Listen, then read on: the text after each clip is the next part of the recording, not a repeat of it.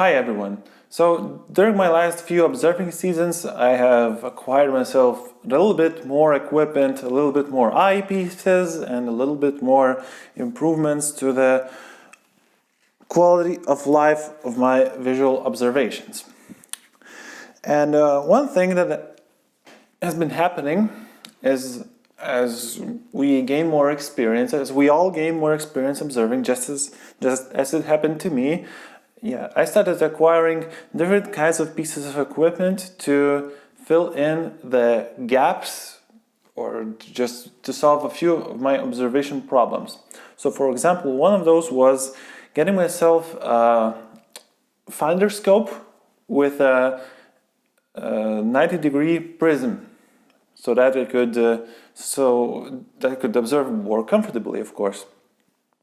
Because one of the problems I found with the straight through finder scope was if I was pointing quite high at the zenith, I would need to get very low on my knees to actually be able to see anything through it. So as a matter of fact, not only did I get myself a prism, a spotting scope, well, like a finder scope with a prism, I actually went on to remove the stock eyepiece with the crosshairs and replaced it with an 18mm 50-degree apparent field of view eyepiece with no crosshairs in order to better observe and detect deep sky objects. So as time went on, I was getting myself a little more improvements, more and more eyepieces, etc., until it all just kind of got all clogged up, and I had a bunch of stuff that kind of overlapped in its purpose for my visual observations.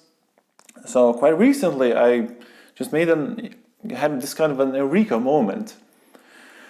My main problem was that I had all this equipment and a lot of it, I invested quite a lot into it, but some of those pieces were just laying around gathering dust. For instance, I spent a nice chunk of money to buy this 40mm 2-inch eyepiece for 72-degree apparent field of view for low power viewing. However, it did not fit with another piece of equipment which I had bought previously. This is this Bader 90-degree prism diagonal. So, of course, then I had this stock Skywatcher refractor 2-inch mirror diagonal, which costs, I don't know, maybe like $50 online. And of course, it is inferior to this Bader prism diagonal. So, the situation became quite funny. I invested a lot into this eyepiece, but I did not want to use it because I would be getting inferior views using a cheap 2-inch diagonal. However, I could not find myself an affordable 2-inch prism diagonal because for planetary observations, I want to be using a prism diagonal, which gives a little bit less scatter and more improved contrast on those fine planetary details.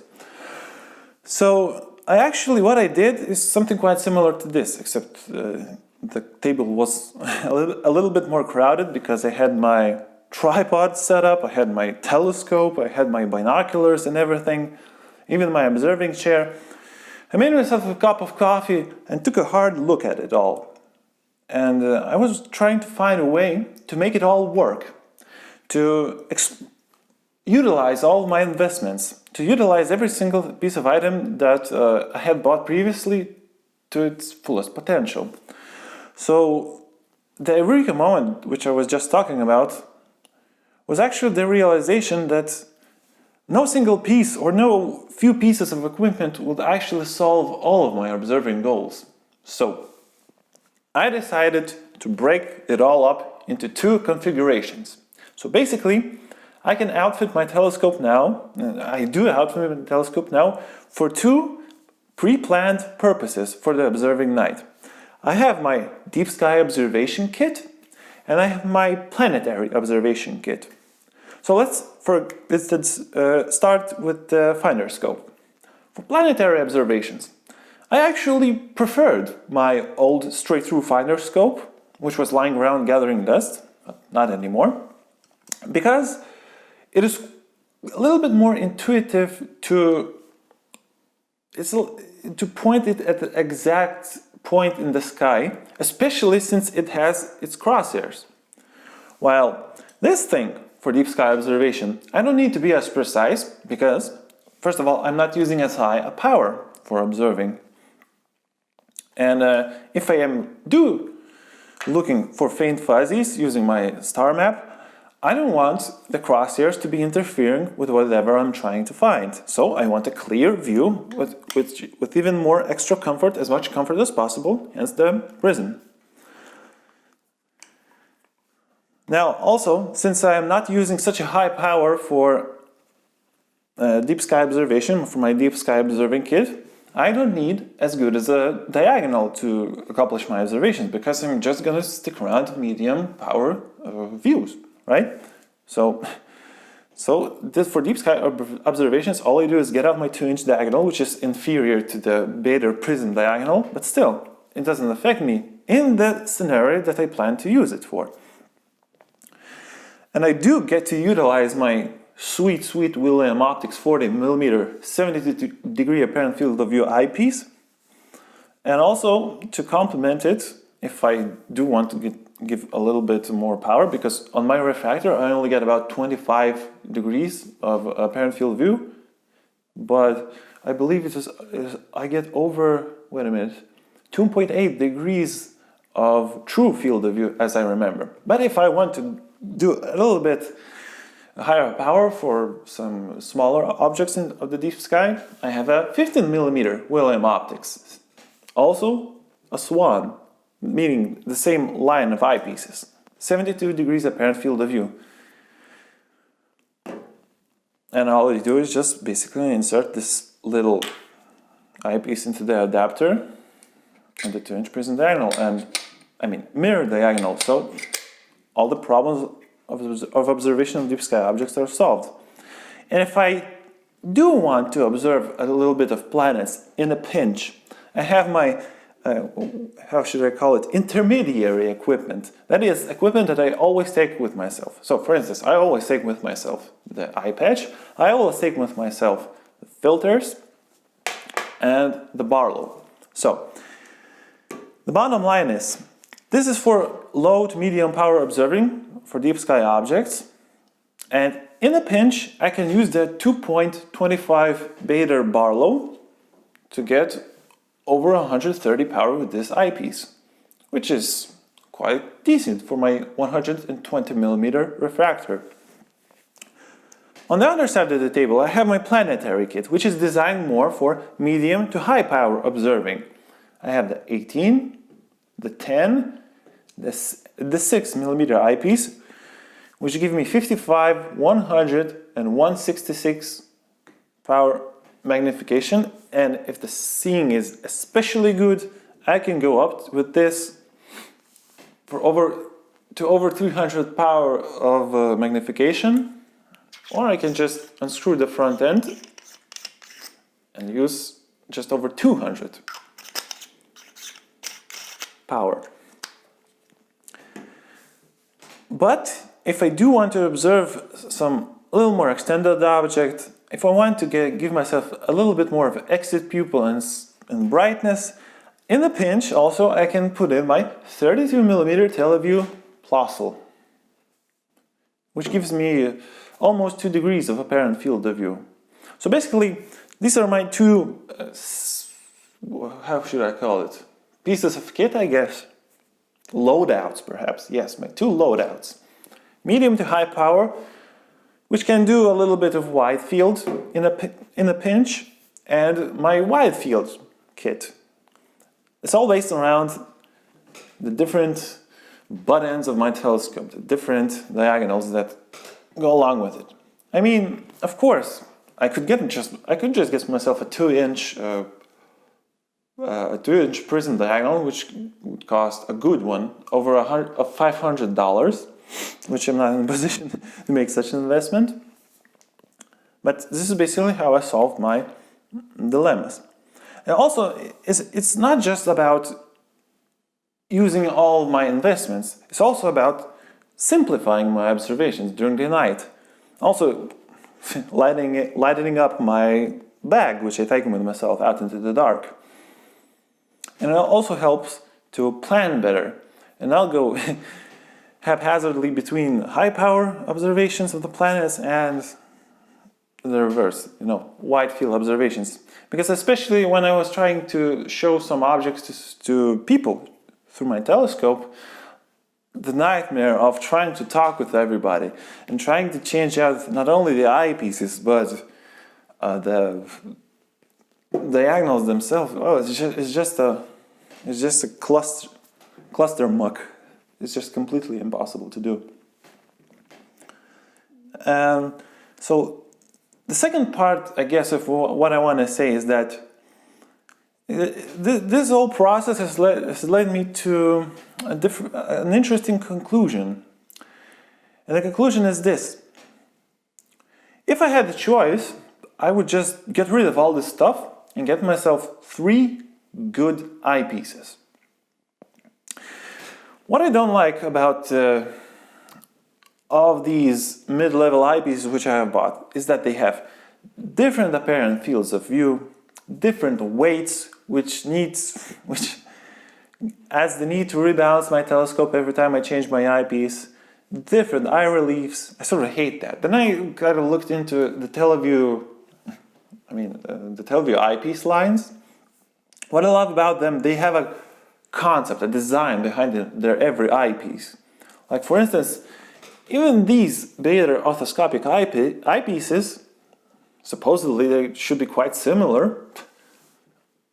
That is completely not the case. I'll calculate this 18mm to have about 58 degrees apparent field of view, the 10mm about 50, and the 6mm less than 50, about 45 degrees of apparent field of view, I'd say. Never actually did the exact calculation.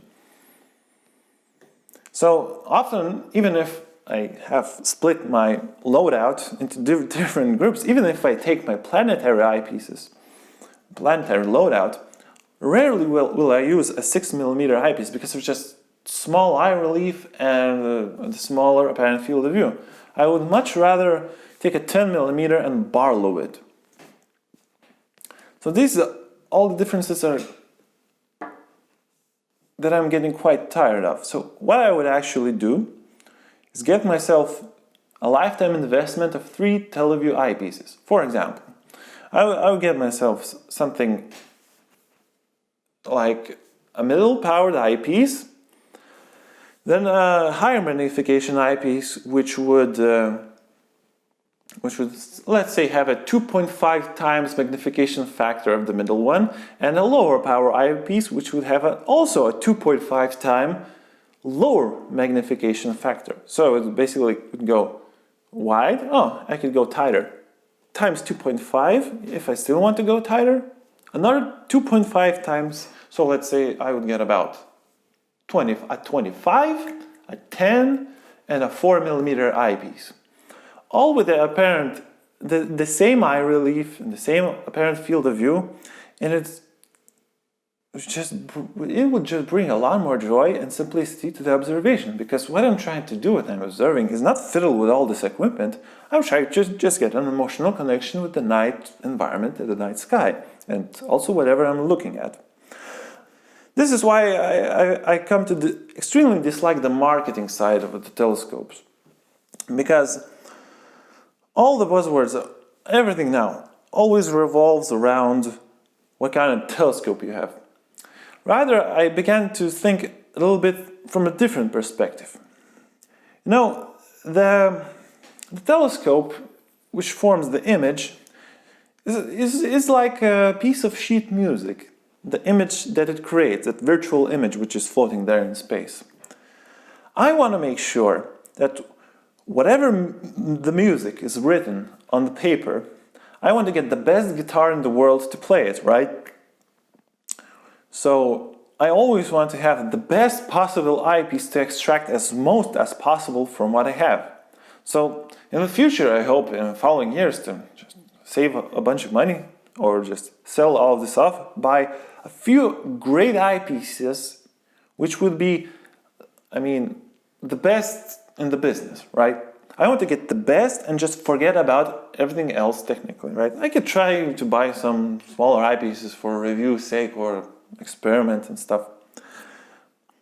But I can say for sure that I am extremely satisfied with the Teleview 32mm, the Beta 18mm. By the way, I am completely unsponsored by none of these companies which I'm talking about. I'm doing an honest review in layman's terms.